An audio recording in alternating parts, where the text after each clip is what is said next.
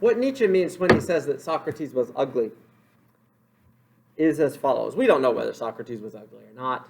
Okay, Nietzsche's just making this up. But he says the ugliness of Socrates' external appearance is emblematic of an ugliness internally in the heart. Socrates wanted power, just like everybody else. We all want power. For Nietzsche, there's this famous concept called the will to power that all human beings want.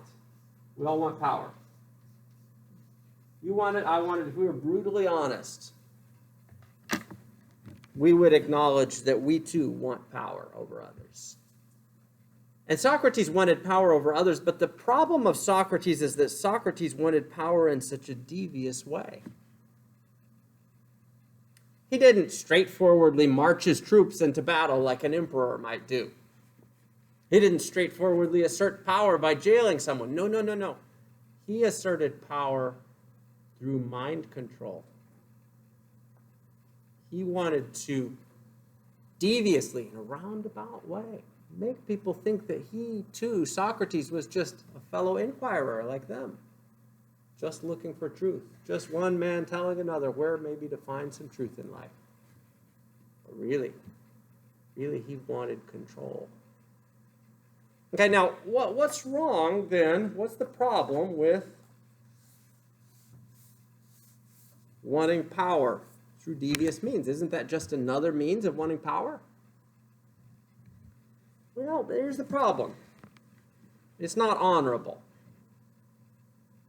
For Nietzsche, we need to return to a pre-Socratic culture. And when you look at the Iliad and the Odyssey by Homer, these pre-Socratic texts, you find an honor-shame culture.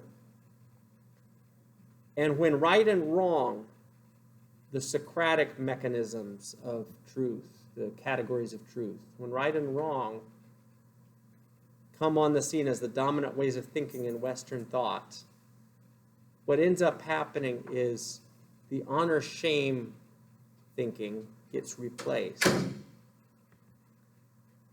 This is the problem with women.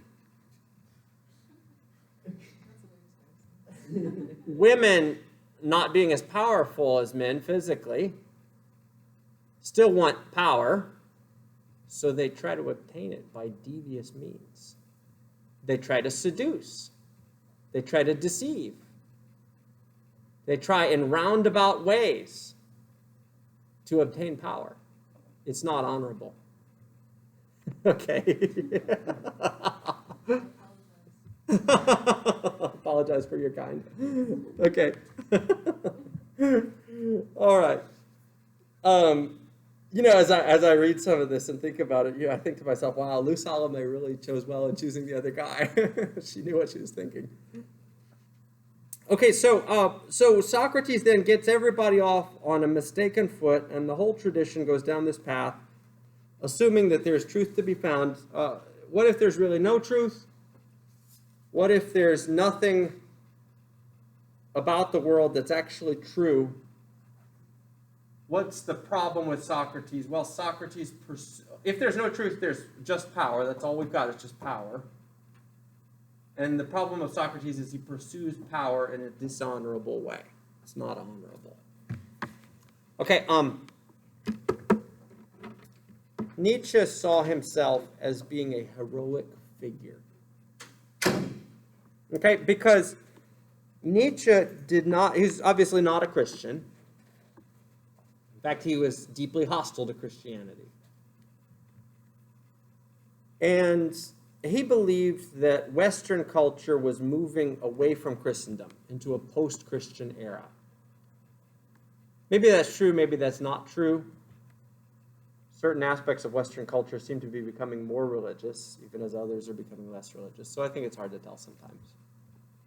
But Nietzsche believed that Western culture was moving into a post-Christian era, and in a post-Christian era, what is there left to live for? What is there left to give life meaning if this great, magnificent received religious tradition is not something that we can believe in anymore, at least according to Nietzsche? Okay? Nietzsche saw himself as a heroic figure who was offering us hope in the face of a hopeless circumstance.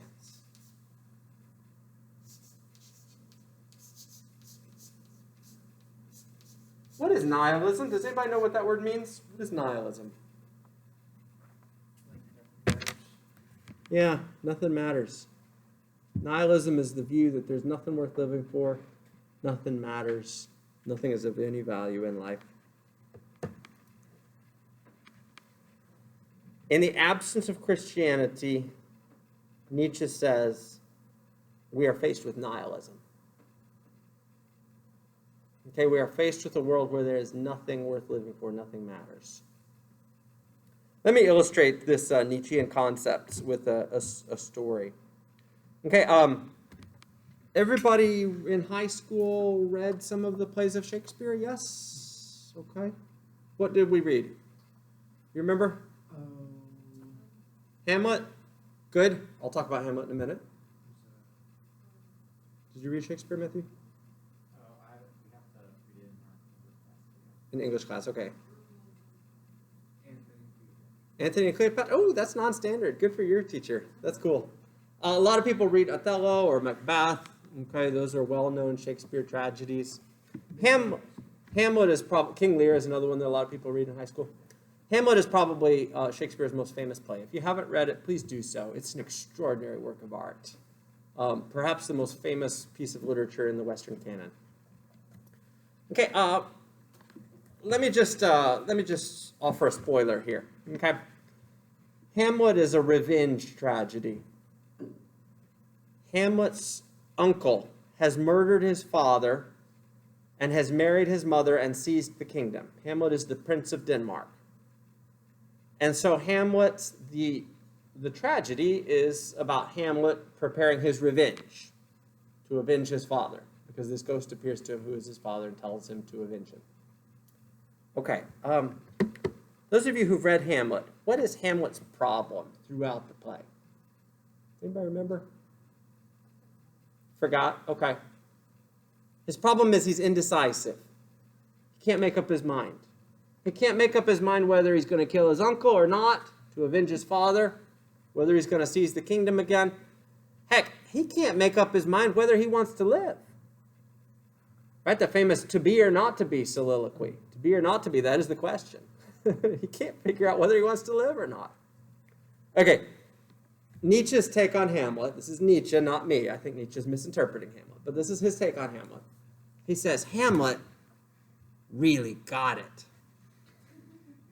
Because Hamlet stared into the abyss of life, that gaping black hole that is life. Hamlet stared into the abyss of life, and he realized there's nothing there. There's nothing worth living for. There are no values that are meaningful. There's nothing that's worth dying for. There's nothing that is valuable enough to dedicate your life to it. Okay? We're all going to die. Nobody's going to remember us. And you know what? None of the values that we live for are of any worth.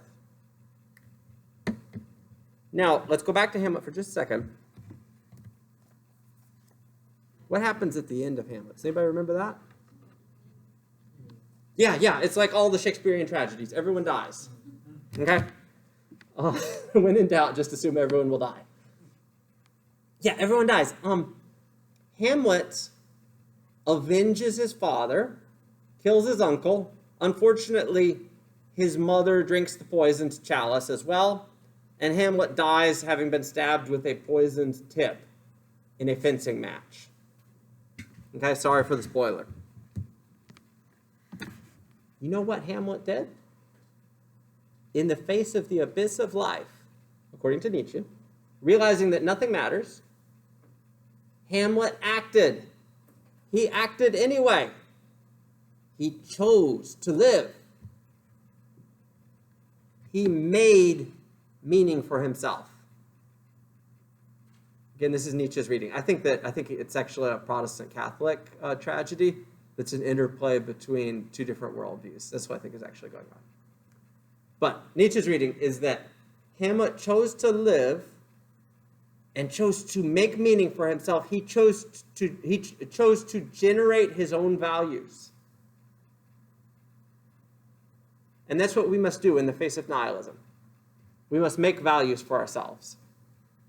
We must make our own morals, make our own truths, personal truths, what works for you, what works for me.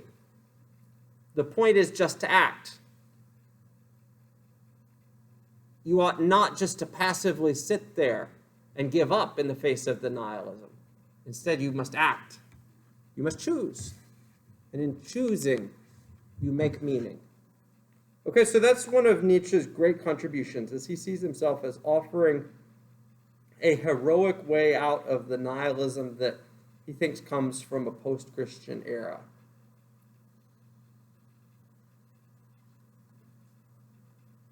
Okay, and whenever you encounter subjectivist thought these days, whenever you encounter people who take their cues from themselves, their own values, as opposed to trying to live by some external system or something like that, that's a Nietzschean way of life. The Nietzschean way of life, think of it as the original YOLO, right? You only live once. Nietzsche is like the original developer of the YOLO concept. Okay, do what makes meaning for you. You only live once. Okay? And again here, you need to realize it doesn't really matter what you do. The point is that you do something. Right? Maybe your thing is making sandwiches for the homeless on Saturday morning to help other people. Then do it. That's fine. Maybe your thing is molesting 7-year-olds, okay, for kicks. Then do it. That's fine. Okay? The point is just that you have to act. You must choose. You must generate your own values, generate reason for living, the reason for being, rather than giving up in despair and nihilism. Let me stop for questions or comments, and then we're going to look at the morality as anti-nature section. Reflections so far.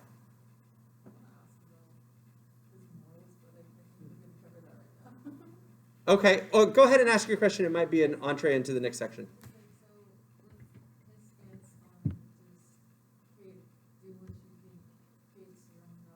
Yeah.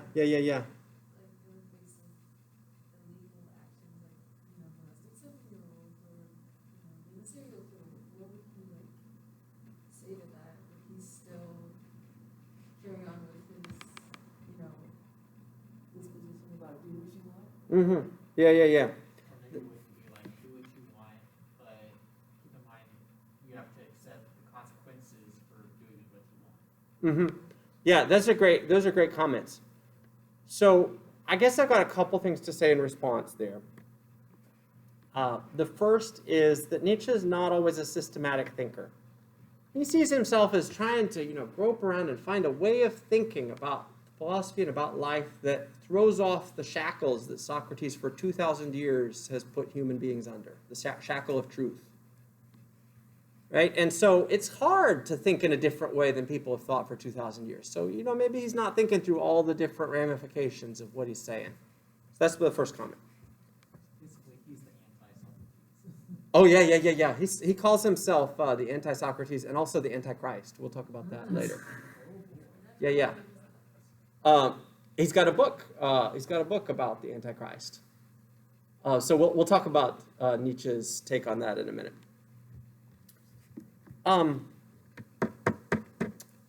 Second comment.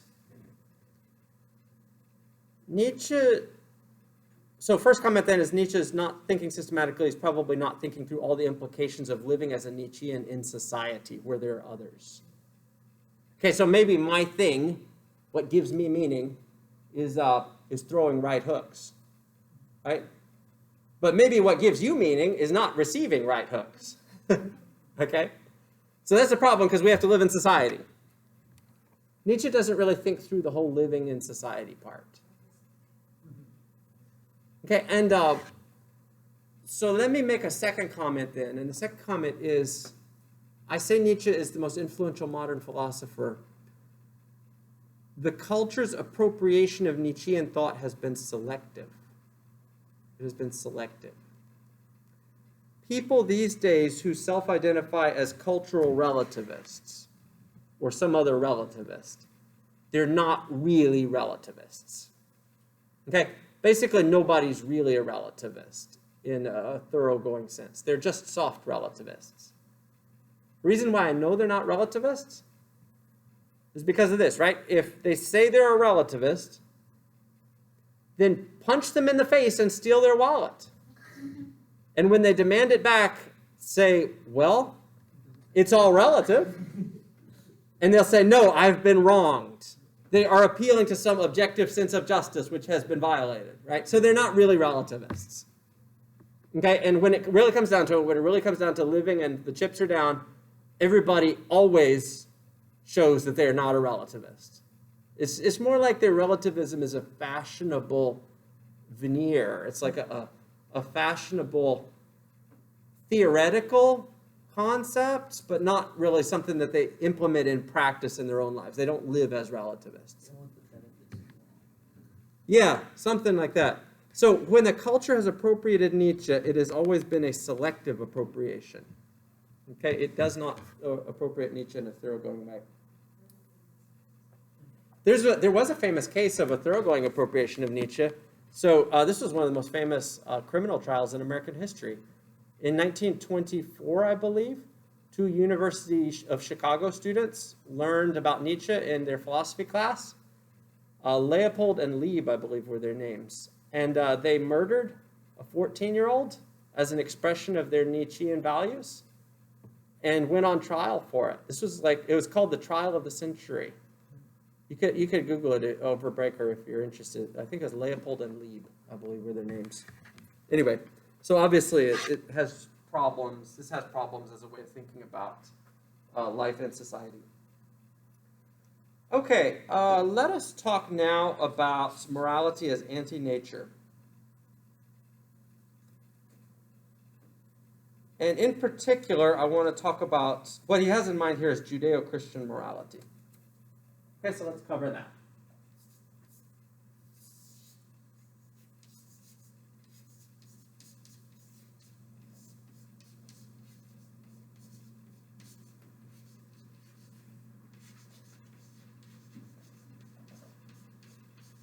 I mentioned at the outset that Nietzsche is an iconoclast.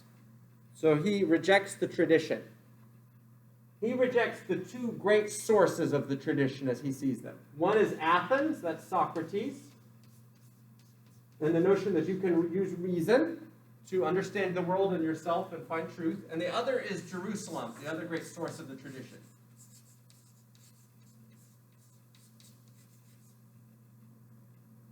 And that's Judeo-Christian morality. Think with me for a minute about the basic staples of Judeo-Christian morality. Fundamental Judeo-Christian moral passages in the New Testament include Matthew 5, the Sermon on the Mount, Luke 6, I believe, the Sermon on the Plain, Galatians, Paul talks about the fruits of the Spirit. These are fundamental Christian moral teachings. Okay? We are told by Jesus of Nazareth that we are to be humble. We are to think of the interests of others. We are to love, especially our enemies, which is so hard to do. We are to be kind. We are to be generous, etc., etc. We are to be self-controlled. Okay, that's the received morality from the Judeo-Christian tradition. We have been told that love is better than hate, that being kind is better than fighting, and that being self-controlled is better than operating under instinct. Nietzsche, in characteristic fashion, thinks that this has all been a mistake. The morality of the tradition has been a mistake. He uses a metaphor here. We can actually look it up. We do not have our text with us, yes? Got it online? Okay, we'll read it in just a second. Let me describe the metaphor and then I'll read the passage to you.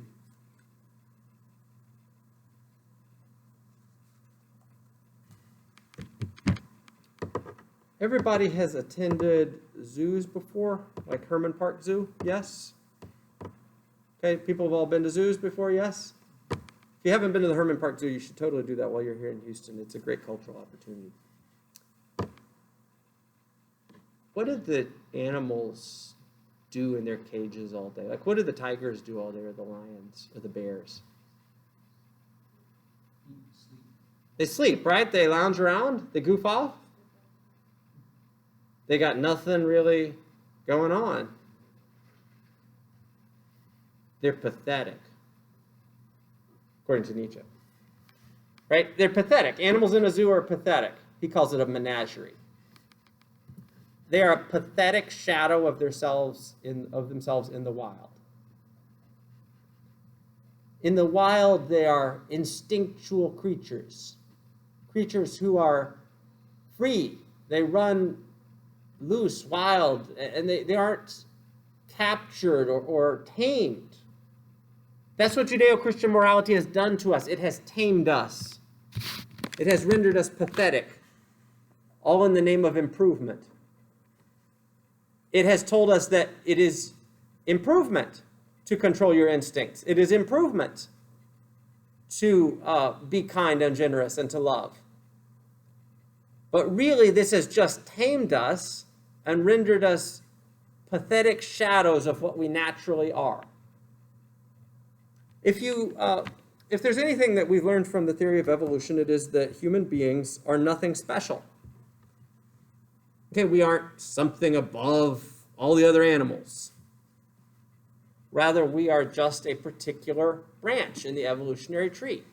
And for Nietzsche, what this means is that human beings, in conceiving of themselves as special and telling themselves a story about how we're moral, we don't do that. You know, we exercise self-control. We don't just kill innocents, things like that. They are trying to tame themselves in a way that is harmful to their personal flourishing. The other animals don't do that. The lions don't do that. The eagles don't do that.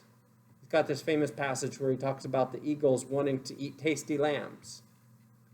The eagles don't stop and second-guess themselves about whether they should swoop down and eat a tasty lamb. No, they just eat the lamb. Okay, at least so he says. So Judeo-Christian morality has tamed us. It has rendered us bound like animals in a zoo, and in doing so, it has undermined human flourishing. Let's look at some passages. Okay, I'm just talking, but let's look at some passages. This is in the section, The Improvers of Mankind. Okay, on page 66 in the second section of The Improvers of Mankind. He writes here, in all ages one has wanted to improve men. This above all is what morality has meant. Reading down, both the taming of the beast man and the breeding of a certain species of man has been called improvement. Only these zoological termini express realities to be sure of which the typical improver, the priest, knows nothing, wants to know nothing. To call the taming of an animal its improvement is in our ears almost a joke, right? So it's a joke to talk about how morality improves human beings. Whoever knows what goes on in menageries, that's zoos, is doubtful whether the beasts in them are improved. They are weakened. They are made less harmful. They become sickly beasts through the depressive emotion of fear, through pain, through injuries, through hunger. It is no different with the tamed human being whom the priest has improved. Right? So in the name of, quote, improvement, the priest, down through the millennia, has actually just tamed human instincts and has made us shadows of what we naturally are in the wild. Let me turn the page. On page 55 in the section Morality as Anti-Nature, Nietzsche writes in section 4 at the beginning, I formulate a principle. All naturalism in morality, that is, all healthy morality, is dominated by an instinct of life. Okay, so the alternative to the Judeo-Christian morality, which tames us and tells us to suppress our instincts, is a healthy morality dominated by an instinct of life. Some commandment of life is fulfilled through a certain canon of shall and shall not. some hindrance and hostile element on life's road is thereby removed.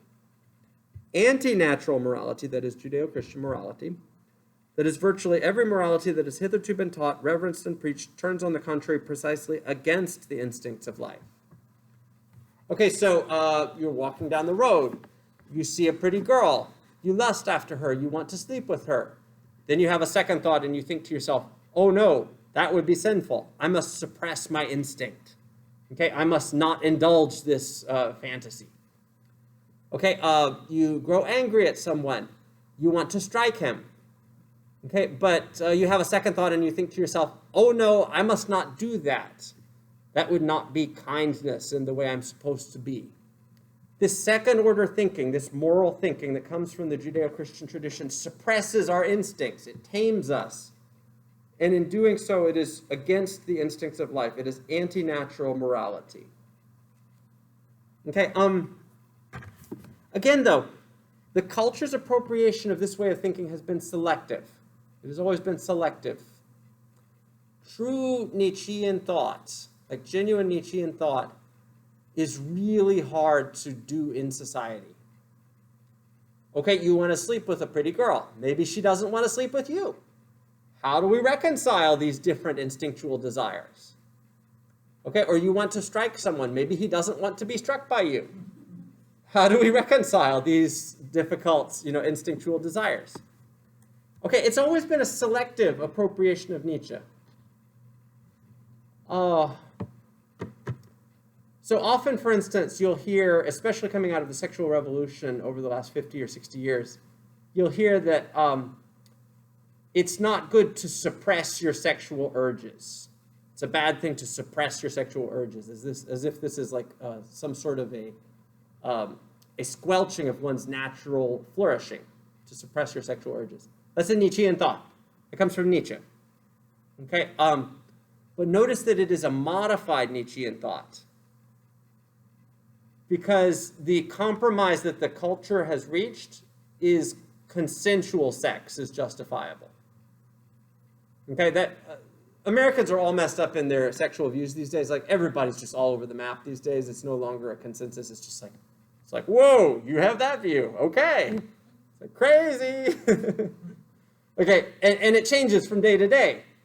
Okay, Americans who had one view on sexual matters 5 years ago now have a very different view. And maybe they'll have a very different view 5 years from now, okay?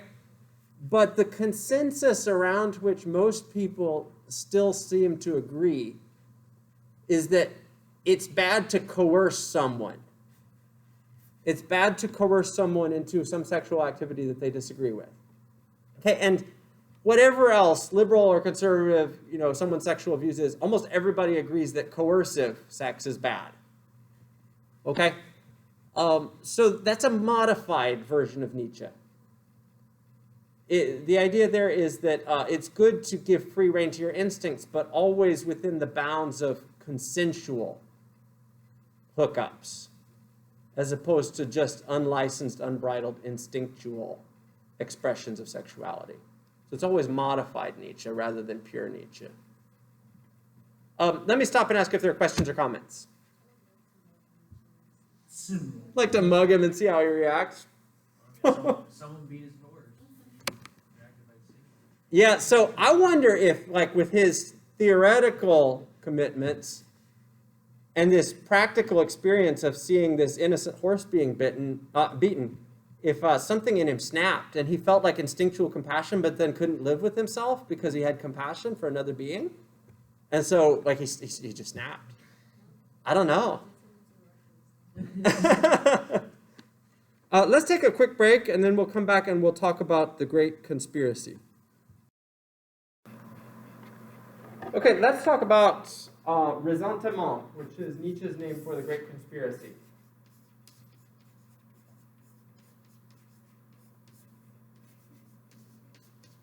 Nietzsche was a historian of language and of thought. There's much debate about whether he's even a philosopher at all, because he's the anti-philosopher. He doesn't believe in reason. So there's a lot of debate about whether he should even be taught in philosophy classes. But nevertheless, he still is. Okay, Nietzsche was a great historian of language and of thought, and he was especially intrigued with the Jews, this people, the Jews. There's this little people in Palestine, really small and insignificant little people. And through just the twists and turns of history, they come to be this incredibly influential group. How did this happen? Nietzsche says. Okay, all right, so he's got a theory, and let me tell you his theory. He thinks that this happened through a mechanism that he calls ressentiment. This is French, just means resentment. The Jews, this little people, if you look at their history in the Old Testament, they basically get run over by everybody. Okay, the Egyptians enslaved them. The Assyrians capture the northern kingdom and cart them all off into exile. The Babylonians capture the southern kingdom and cart them all off into exile. One after another, group after group enslaves them. By the time Jesus comes around, the Romans are on top and have enslaved them. Okay, so here are the Jews, these little people that gets just pushed around by everybody. And Nietzsche says the Jews got together and they thought to themselves, how can we little people, the Jews, how can we come to dominate? How can we win in this game of life? And they devised a mechanism. And that mechanism, that vehicle, was the Christian religion. And they thought to themselves, if we can convince the powerful of this world, the Romans, the powerful people who have dominated us, to become Christians, then we, the Jews, will have won. Okay, it's just like Socrates, right, in that sense. We will control their minds. And we'll tell them things like, you should love and not hate. You should be kind and not oppress people. And in doing so, even though we cannot beat them on the battlefield because we're so small and insignificant, still, we will be able to win in the end because we will get inside their heads. Okay, and that's precisely what happened. Okay, the Jews won. Just like Socrates, the Jews ended up winning. This was an incredibly successful strategy. The Jews used a vehicle of the Christian religion to teach people to love and not hate, to teach people to be humble rather than arrogant and proud, to teach people to be kind rather than oppressive. And in doing so, they made humans for millennia afterwards feel have these second thoughts about whether they ought to oppress others.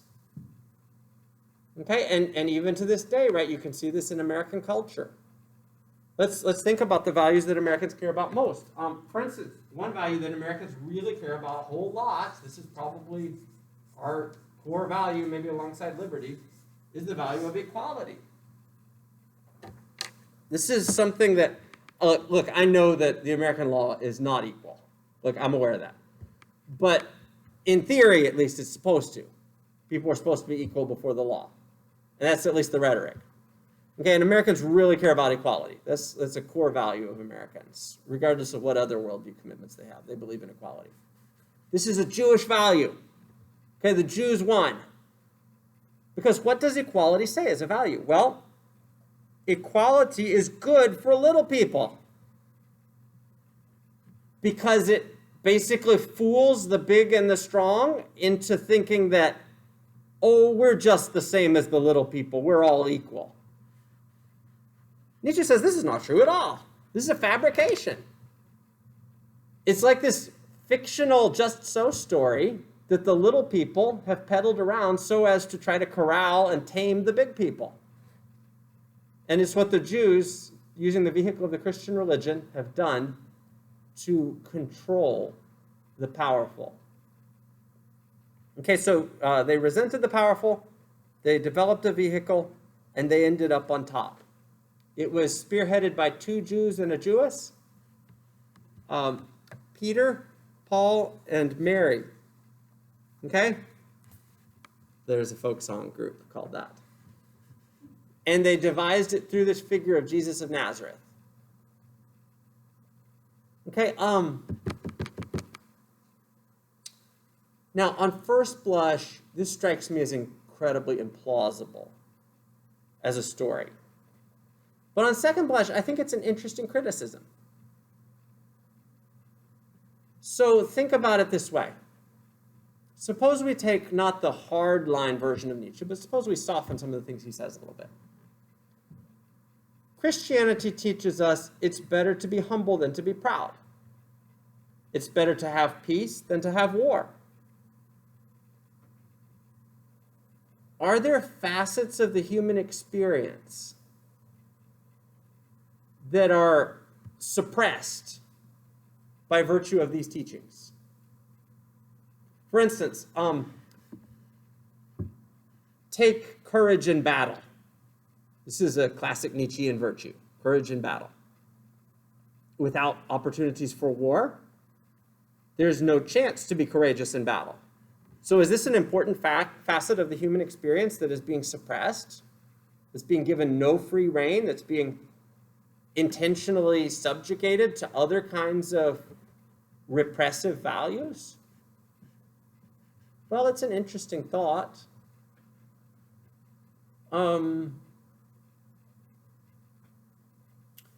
You could run the same kind of a thought exercise about other values.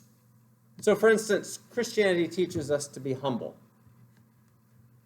All right, now, I think most people misinterpret what humility is. I think humility is actually just not thinking of yourself. I don't think it's thinking of yourself less, as like a lesser being. I think it's just not thinking of yourself.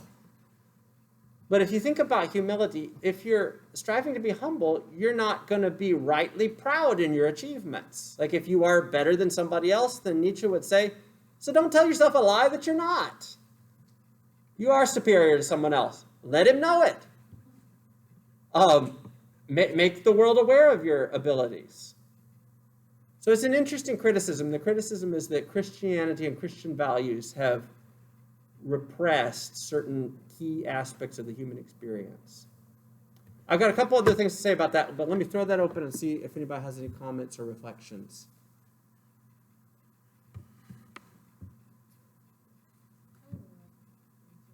You don't really like him?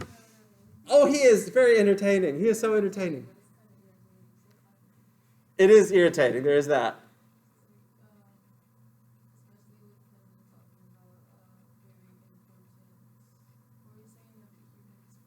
Facets or characteristics of the human experience, yeah. How does he know, like, on what standard are those important facets of the human experience? Yeah.